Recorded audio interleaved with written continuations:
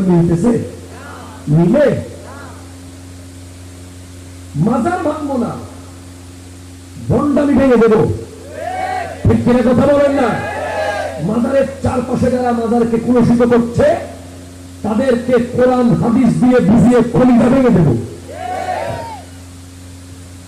একবার বুঝাবো, দুইবার বুঝাবো, তিনবার বুঝাবো, চারবারে প্রশাসনকে দায়িত্ব দেব, পাঁচবারে এবার আমরা সহ যাবো। মাজারের দেয়ালে কি গাঁজা খায়? মাজারের ফিরারে নাচানাচি করে না। Please concentrate.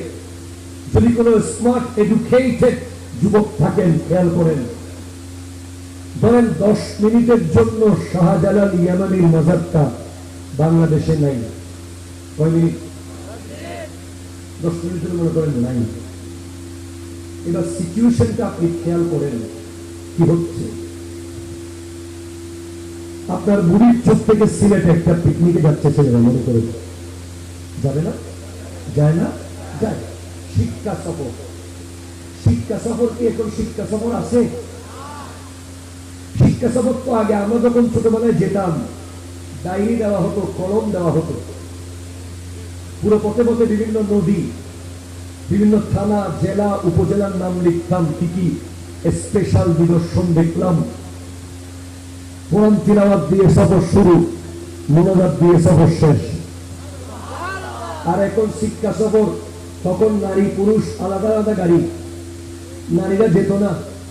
পুরো স্কুল থেকে গেলেও নারী ম্যাডামদেরকে নিয়ে এক গাড়িতে, পুরুষ ছাত্রদেরকে নিয়ে আরেক গাড়িতে। এখন নারী আর পুরুষ ডোন্ট মাইন্ড, এক গাড়িতে। গান তো বাংলা গান হলে স্বার্থ, পুরো পথে হিন্দি গান যেগুলো বাজায়, কুফুরি গান। আমি শুনে শুনে বলতেছি আপনাকে, কি গান? তুঝপে রব দেখতা হ্যায় ইয়ারা मैं क्या करूं, सजदे सर झुकता है यारा मैं क्या करूं। সে জিন্দগিতে পশ্চিম দিকে একটা আশারও খায় নাই, নামাজ তো দূরের কথা। সে তার প্রেমিকাকে নিয়ে গাইতেছে, তোমার ভিতরে খোদা দেখতেছি। এখন সে কি আর গানের অর্থ বুঝতেছে? সে গাইতেছে, শুনতেছে। এরপরে কি গাচ্ছে? তুহি মেরা রব হ্যায়। হ্যাঁ, এই গাইতে গাইতে সিলেট পর্যন্ত গোটা রোড আল্লাহর গজবের রোড বানাচ্ছে শিক্ষা সফরের নামে কুশিক্ষা। ঠিক কিনা কথা বলে বলে। এখন ধরেন মাজার আছে, শাহজালাল ইয়ামানির মাজারটা সিলেটে আছে। এখন শিক্ষা সফরের ব্যানার দুটো শব্দ যোগ হয়ে গেছে, মাজার জিয়ারত। এই দুটো শব্দ হঠাৎ কিছু পাল্টা ফেলে এই সব। মাজার জিয়ারত ও সিলেট সফর, শাহজালালের জিয়ারত এবং সিলেট সফর যখন লিখলেন ব্যানারে, ওই গাড়িতে যারা উঠবে, যেই যুবক জীবনে কোনোদিন মাথায় টুপি দেয় নাই, সেও মায়ের কাছে গিয়ে বলছে, মা আমার আব্বার কোন টুপি টাপি আছে আলমারিতে? বলে কেন? ওই শাহজালালের জিয়ারতে যাচ্ছি তো। যেই যুবক 3/4 প্যান্ট পরে পরে যাওয়ার কথা, যাচ্ছে না? যুবক নাই বর্তমানে? টাকা দিয়ে ছেঁড়া ছেঁড়া ফাড়া ফাড়া প্যান্ট পরে, ওই যুবকও সেদিন পায়জামা পরতে শুরু করে দিল। যেই যুবক টি শার্ট পরে পরে জীবন কাটায়, বিভিন্ন প্লেয়ারদের ছবিওয়ালা, সেই যুবকও সেদিন পাঞ্জাবি পরল। কেন? আরো ধরে বলো না। মাজার জিয়ারত, শাহজালাল ইয়ামানির জিয়ারত। আপনি দেখেন না, এই যে মিলাদুন নবী যখন মাহফিল করেন, যুবকরা সবাই পাঞ্জাবি সিলাই না?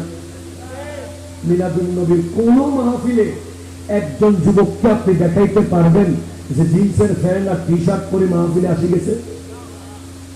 এমনি আসলে অসুবিধা নেই, কিন্তু যারা মাহফিল কমিটি থাকে, যারা দায়িত্ববান থাকে, সবাই এক কালার পাঞ্জাবি সিলাই। কেন?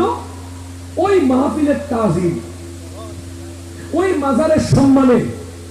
কারণ ওই ওলি আল্লাহ নাম শুনলে আল্লাহ কথা মনে করতেছে। ওলি আল্লাহ তিনি যাকে দেখলে আল্লাহর কথা স্মরণ হয়। ওলি আল্লাহ হক্কানি উনি, যার মাজারে গেলেই আপনার ভিতরে একটা অন্যরকম অনুভব হবে, আপনি বুঝবেন যে উনি হক্কানি উনি। এটা কেউ আপনাকে বুঝাই দিতে হবে না।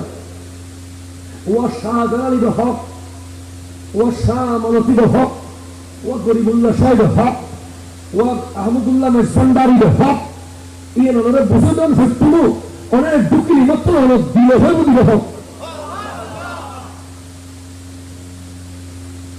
তো একটা মাজার জিয়ারত গোটা যুবকের ড্রেস কোড পাল্টাই ফেললো। ওখানে যাওয়ার পরে কি করলো?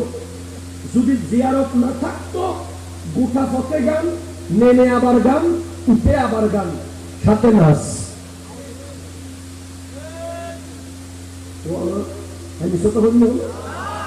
যদি মাজার জিয়ারত না থাকতো, যেতে যেতে গান, নেমে নেমে গান, উঠে উঠে গান, সাথে আবার নাচ। নামাজের কোন নাই বিচার বাস। ঠিক কিনা বলেন না? এখন যখন জিয়ারত গেছেন, সবাই ভিতরে ঢুকবে, লিডার বলতে লিডার সাথে একটা হুজুর নিচে, সাধারণ না থাকলে ওখান থেকে ডাকছে একটা হুজুর, হুজুর আমি চট্টগ্রাম থেকে আসছি একদল শাহজালাল ইয়ামানি রহমতুল্লাহ জিয়ারত করার জন্য, হুজুর আমরা কি করব, আসেন। অথবা বন্ধু বান্ধবের কেউ জানে কি করতে হবে, ওদের সবাই মিলে 1 বছর ফাতিহা পড়ো, 3 বছর ইখলাস পড়ো, কয়েকবার দুরূদ শরীফ পড়ো। সময় তো বহুত আছে, আর কি যুগ, কোরআন শরীফ নাও, সূরা ইয়াসিনটা পড়ো, ওইদিকে বসে বসে পড়ো বলিতে। আরো সময় আছে, কি করবো, 100 বার দুরূদ শরীফ পড়ো। আরো সময় আছে, কি করবো, 200 বার জিকির করো। ওমা এতক্ষণে দেখতেছে ওইদিকে জোহরের আযান শুরু হয়ে গেছে। আসো সবাই শাহজালাল ইয়ামানির মাজারে জোহরের নামাজটা জামাতে পড়ে ফেলি। তো আপনি একটু ভাবছেন কখনো? শুধু ঠান্ডা মাথায় ভাববেন, বাংলাদেশের মাজার যদি না থাকতো, হাজার হাজার যুবক মাদক আসক্ত, গান বাজনা রং তামাশায় মত্ত থাকতো। ঠিক কিনা কথা বলে? আপনি দেখবেন অনেক স্মার্ট ছেলে, ডাক্তার, ইঞ্জিনিয়ার, বাড়ি লম্বা রেখে দিছে, চুল বাপি রেখে দিছে, দেখলে মনে হচ্ছে ওলি আল্লাহ, দেখতে মনে হচ্ছে মাদ্রাসার ছাত্র, মাদ্রাসার হুজুর, অত জীবনে মাদ্রাসায় পড়ে নেই। কিরে ভাই, তোমার বডি ল্যাঙ্গুয়েজ এরকম কেমনে হলো? চুল লম্বা লম্বা, দাড়ি লম্বা, অল টাইম টুপি মাথায়, অল টাইম একটা নরম নরম ভাব। বলে আমি মেজবান্ডার দরবারে নেই। বাবা তুমি এরকম কেন? তুমি তো সারা জীবন পড়ছো অমুক গ্রামার স্কুলে, তুমি তো পড়ছো সারা জীবন অমুক ক্যাডেট কলেজে, তোমার দেখতে এরকম কেন? তোমাকে দেখতে তো হুজুরের মতো মনে হচ্ছে। কোথায় শিখছো? আমি শাহিন সাহেব শ্রীকুটের মুড়ি। তুমি প্রতি বৃহস্পতিবারে যাও কোথায়? বুঝতে চাও? বৃহস্পতিবার রাতে আমরা একটু ওদিকে সাদেক থেকে ঘুরে আসি। না না বন্ধু, যাবো না। কেন? আমি প্রতি বৃহস্পতিবার একটু শাহ মাজারে যাই। দোস্ত চল, আজকে ওদিকে একটা মেয়ের অনুষ্ঠান আছে, আমার বন্ধু বান্ধব সবাই যাবে, চল একটু এনজয় করে আসি। না দোস্ত, আজকে তো আমার আরেকটা অন্য জায়গায় ডেট আছে, প্রতি সপ্তাহে এই ডেটে আমি একটা জায়গায় যাই। কোথায় যাস? একটু বাইরের দুস্তামি রেখে যাই। কোথায় যাস? একটু শাহজালাল জিয়ারতে যাই। কোথায় যাস? একটু মৌসুমী রেখে যাই। এরকম শিডিউল করে করে রাখছে যুবকরা। আপনি জানেন না, আপনি জরিপ করে দেখেন, হাজার হাজার যুবক, কেউ বৃহস্পতিবার রাতে, কেউ শুক্রবার রাতে, কেউ সোমবার রাতে বিভিন্ন ওলি আল্লাহর মাজারে সেটিং করে রেখেছে, গভীর রাতে গিয়ে সেখানে সারা রাত জিয়ারত করে, কোরআন পড়ে, তাসবিহ পড়ে, আর কেঁদে কেঁদে নিজের গুনার জন্য আল্লাহর কাছে মাফ চায়। আপনি নজর দেখে দিবেন,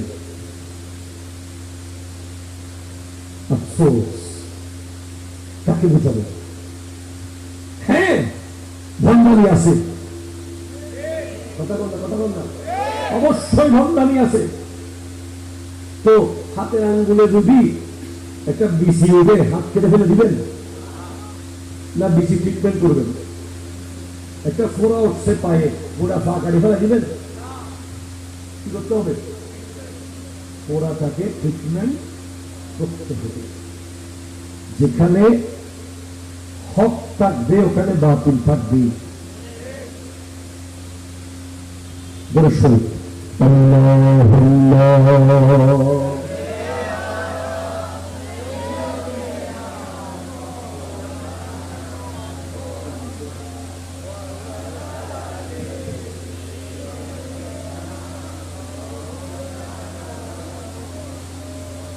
দেখলো রাসূলুল্লাহ